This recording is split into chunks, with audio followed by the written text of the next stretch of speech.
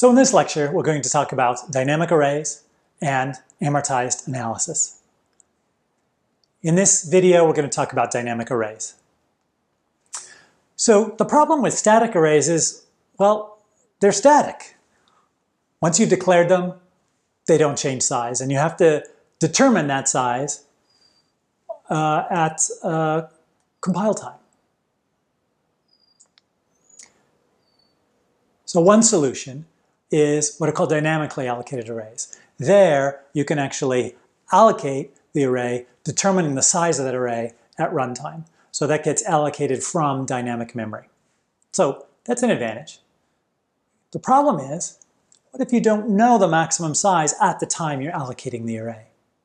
Okay, simple example, you're reading a bunch of numbers, you need to put them in an array, but you don't know how many numbers there'll be. You just know that there'll be some mark at the end that says we're done with the numbers. So how big do you make it? Do you make it 1,000 big? But then what if there are 2,000 elements? Make it 10,000 big? But what if there are 20,000 elements? So a solution to this, there's a saying that says all problems in computer science can be solved by another level of indirection. And that's the idea here. We use a level of indirection.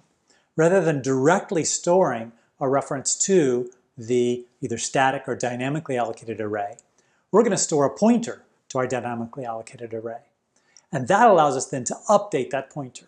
So if we start adding more and more elements, when we add too many, we can go ahead and allocate a new array, copy over the old elements, get rid of the old array, and then update our pointer to that new array.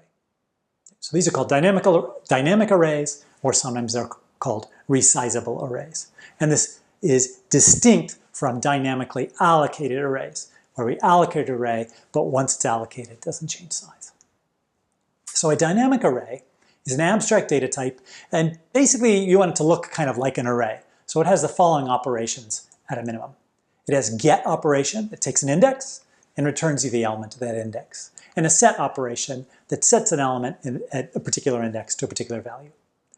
Both of those operations have to be constant time, because that's kind of what it means to be an array, is that we have random access with constant time to the elements.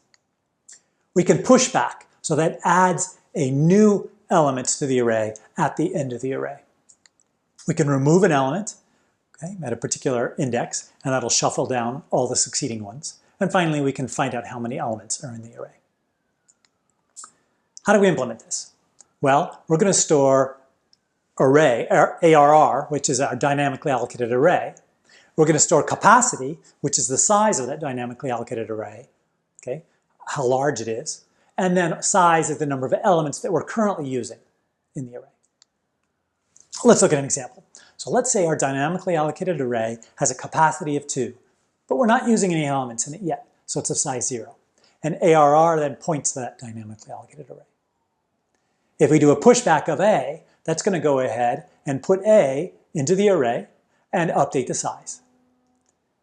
If we now push B, it's going to put B into the array and update the size.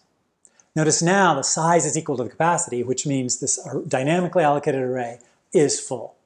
So if we get asked to do another pushback, we have got to go allocate a new dynamically allocated array.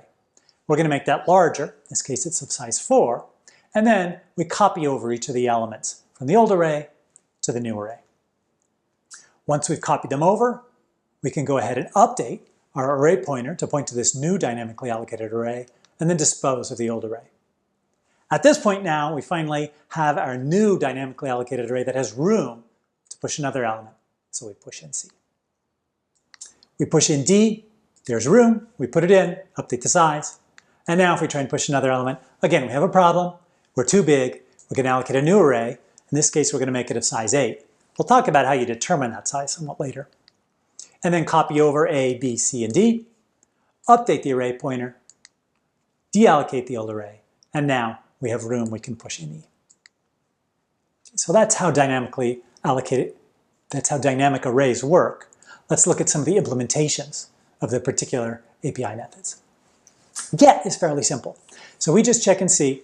We're going to assume for the sake of argument that we are doing 0-based indexing here. Okay? So if we want to get index I, we first check and make sure, is I in a range? That is it non-negative And is it within the range 0 to size minus 1? That is, if it's less than 0 or it's greater than or equal to size, it's out of range. That'll be an error. If we're in range, then we just return index I from the dynamically allocated array. Set is very similar. Check to make sure our index is in bounds, and then if it is, update index I of the array to val. Pushback is a little more complicated. So let's actually skip the if statement for now and just say, let's say that there is empty space in our dynamic array.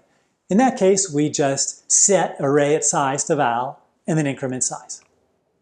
If, however, we're full, we're not going to do that yet. If size is equal to capacity, then we go ahead and allocate a new array. We're going to make it twice the capacity. And then we go through a for loop, copying over every one of the elements from the existing array to the new array. We free up the old array and then set array to the new array. At that point then, we've got space, and we go ahead and set the size element and then increment size. Remove is fairly simple. Check that our index is in bounds, and then go ahead through a loop, basically copying over successive elements and then decrementing the size. The size is simple. We'll just return the size. There are common implementations for these dynamic arrays. In C++, the vector class is an example of a dynamic array. And there, notice that it uses C++ operator overloading, so you can use the standard array syntax of left brackets to either read from or write to an element. Java has an array list, Python has the list, and there is no static arrays in Python. All of them are dynamic. What's the runtime? We saw get and set are order 1, as they should be. Pushback is order n, although we're going to see that that's only the worst case. And most of the time, actually, when you call pushback, it's not having to do the expensive operation. That is, the size is not equal to capacity. For now, though, we're going to just say that it's order n, and we'll look at a more detailed analysis when we get into aggregated analysis in our next video. Removing is order n, because we've got to move all those elements. Size is order 1. So in summary, let's see. Unlike static arrays, dynamic arrays are dynamic. That is, they can be resized. Appending a new element to a dynamic array is often constant time, but it can take order n. We're going to look at a more nuanced analysis in the next video. And some space is wasted. In our case, if we're resizing by a factor of 2, at most half the space is wasted. If we were making our new array 3 times as big, then we could waste 2/3 of our space. If we're only making it 1.5 as big, then we would waste less space. It's worth noting dynamic arrays can also be resized smaller. That's possible too. It's worth thinking about, what if we resized our array to a smaller dynamic array as soon as we got under 1/2 utilization?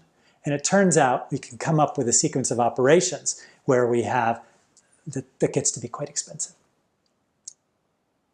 In the next video, we're going to talk about amortized analysis. And in particular, we're going to look at one method called the aggregate.